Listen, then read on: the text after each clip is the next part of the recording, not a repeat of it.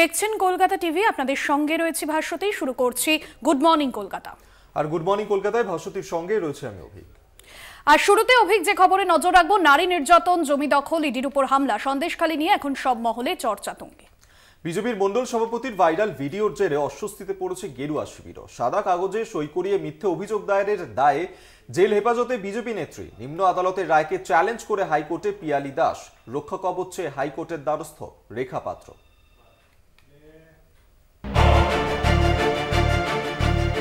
পয়লা June সন্দেশখালীতে নির্বাচন, তবে vote ঘোষণার অনেক আগে থেকেই বাংলার শিরোনামে সন্দেশখালী।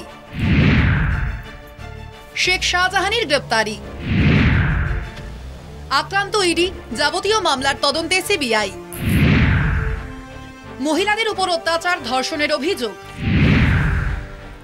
সন্দেশখালীর ধর্ষণের ঘটনা সাজানো, উল্লেখ ভাইরাল ভিডিওয়ে। সব মিলিয়ে সন্দেশখালীকে ঘিরে তুমুল রাজনৈতিক তরজা। ভাইরাল ভিডিওয়ে কাঠগড়ায় সন্দেশখালী 2 নম্বর ব্লকের মণ্ডল সভাপতি গঙ্গাধর কয়াল। তার বক্তব্য, চক্রান্তের নেপথ্যে রয়েছেন শুভেন্দু অধিকারী। আপনারা কিভাবে ওদের ব্রেন ওয়াশ কিভাবে করতেন এটা বলেন দেখি। না, আমাদের নির্দেশ ছিল, শুভেন্দু তো হেল্প করেছিল সেদিক দিয়ে। এইটা না করলে ওখানে আর এই তাবড় মালকে গ্রেপ্তার না করাতে পারলে তোমরা ওখানে দাঁড়াতে পারবে না। আর গ্রেপ্তার করাতে গেলে তোমাদের এই করতে হবে, রেপ কেসটা তো দিতেই হবে। এই ভাইরাল ভিডিওর সূত্রেই সামনে আসে আরো এক বিস্ফোরক অভিযোগ। ভিডিওয়ে দাবি করা হয় সাদা কাগজে সই করিয়ে মহিলাদের দিয়ে ধর্ষণের অভিযোগ দায়ের করা হচ্ছে।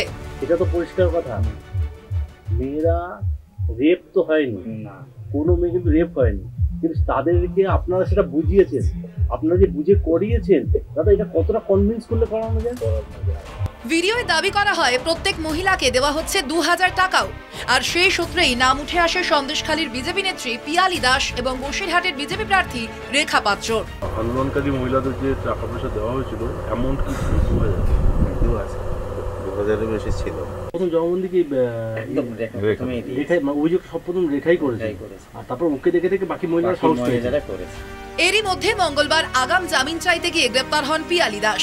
পিয়ালিকে জেল হেফাজতে পাঠায় বসিরহাট মহকুমা আদালত। বুধবার নিম্ন আদালতের রায়কে চ্যালেঞ্জ করেই হাইকোর্টে যান পিয়ালি। রক্ষা কবচ চেয়ে হাইকোর্টের দ্বারস্থ হন রেখা পাত্র। তার বিরুদ্ধে কোথায় কটা মামলা করেছে পুলিশ তা জানতে চান বিজেপি প্রার্থী। সন্দেশখালীর দিকে কড়া নজর নির্বাচন কমিশনেরও। আস্থা ফেরাতে বুধবার সকাল থেকেই বসিরহাটের এই গ্রামে শুরু কেন্দ্রীয় বাহিনীর রুট মার্চ। গ্রামবাসীদের সঙ্গে কথা বাহিনীর। এখানে উন্নয়ন, প্রচুর উন্নয়ন, কলের থেকে টিউবওয়েলের থেকে রাস্তাঘাটের থেকে সব করেছে আমাদের পঞ্চায়েত। আমরা টিএমসি চাই আর টিএমসিকেই ভোট দেবো। আমাদের পঞ্চায়েত খুব লাখি। কেন্দ্র বাহিনী সকালবেলা এসেছিলো, ঘুরে গেছে, কোনো সমস্যা নেই। কিছু কিছু মুসলিমের লোকজন আছে, বিজেপির যারা আছে, তারা কিন্তু বিভ্রান্ত করছে মানুষকে, যাতে গন্ডগোলটা হয়নি যেন হওয়ার চেষ্টা করেছে। ইতিমধ্যেই সুপ্রিম কোর্টের তত্ত্বাবধানে সিট তদন্তের আবেদন জানিয়েছে সন্দেশখালীর মহিলাদের একাংশ। বসিরহাট থেকে সঞ্জিত চক্রবর্তীর রিপোর্ট, কলকাতা টিভি।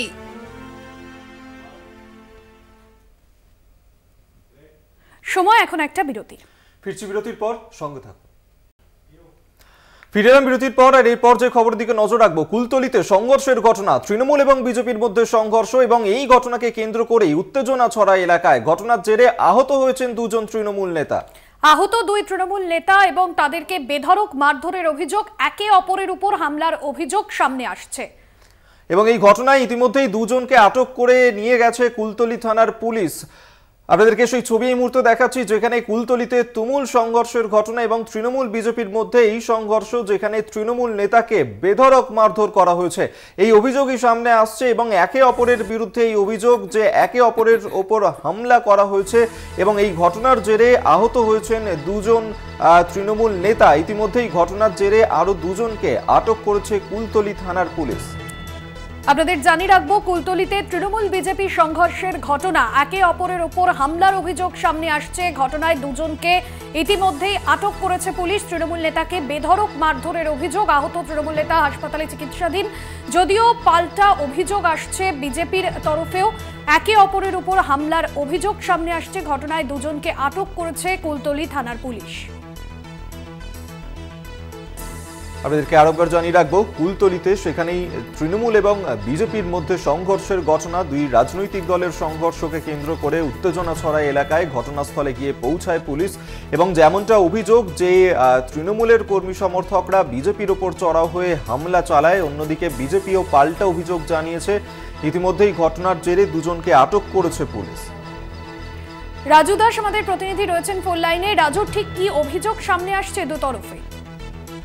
দেখো, প্রথমত তৃণমূলের কর্মী সমর্থকরা প্রতিমা মণ্ডল জয়নগর লোকসভা কেন্দ্রের প্রচার ছিল, সেই প্রচারের সময় মাইক বাজাতে বাধার কেন্দ্র করে উভয় পক্ষের মধ্যে গন্ডগোল হয় এবং হাতাহাতি এবং বেশ কয়েকজন আহত হয়ে হাসপাতালে ভর্তি রয়েছে। এই ঘটনায় একে অপরের বিরুদ্ধে অভিযোগ এনেছে এবং উভয় পক্ষের কিন্তু দুজনকে আটক করে কুলতলি থানার পুলিশ জিজ্ঞাসাবাদ করছে এবং এই ঘটনায় আর কে আছে তাদেরও খোঁজ চালানো হচ্ছে কুলতলি থানার পক্ষ থেকে। একদমই, ধন্যবাদ জানাবো রাজু।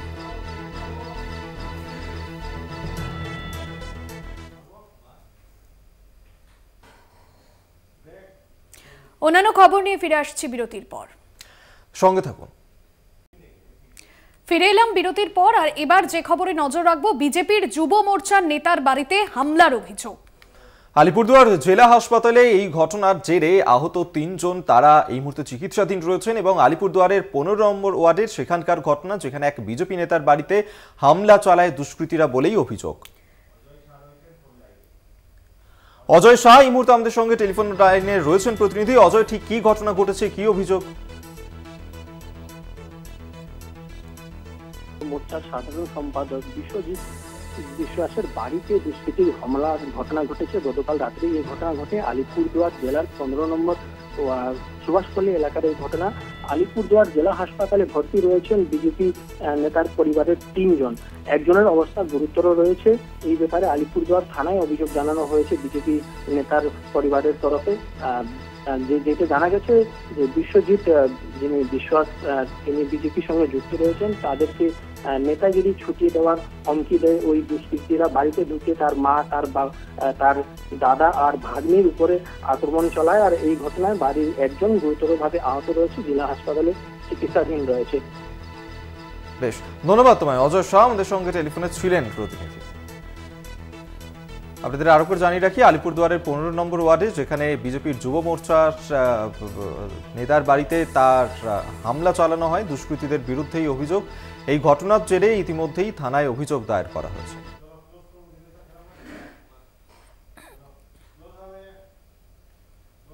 গুড মর্নিং কলকাতা এখন এই পর্যন্তই। অন্যান্য খবরের জন্য দেখতে থাকুন কলকাতা টিভি, রাত দিন 7 দিন।